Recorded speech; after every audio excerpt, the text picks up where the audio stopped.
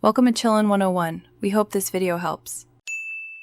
In this video, I will show how to make Desi chicken yakhni, full guide.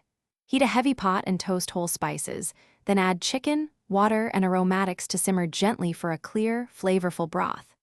Skim impurities and maintain a low simmer to concentrate taste without clouding the yakhni. Finish with salt adjustments and a short rest so flavors meld. Strain and reserve the broth for pilau, soups, or serving with rice. Start with fresh whole chicken pieces, water, and a balanced set of whole spices like green cardamom, cinnamon, cloves, black peppercorns, and bay leaves. Add ginger, garlic, and a small onion for aroma, plus salt to taste and optional mild chilies for heat.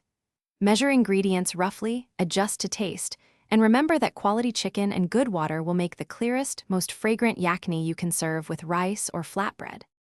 Hey friends, if you are finding this guide helpful, please subscribe and like so I can bring more home-style recipes your way every week.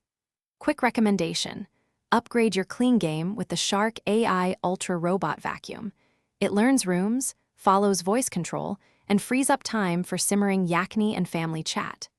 Check the description below for the link and other deals, and now let's get back to the video. Begin by bringing to a gentle boil, then immediately reduce to a low simmer to extract flavors without emulsifying fats into the broth. Skim foam frequently during the first 20 to 30 minutes to keep the yakhni clear, and avoid vigorous boiling that clouds the stock. Simmer until chicken is just tender, then rest briefly, strain through a fine sieve, and cool rapidly if not using immediately to preserve clarity and taste. Thanks for watching. Consider subscribing if we helped you.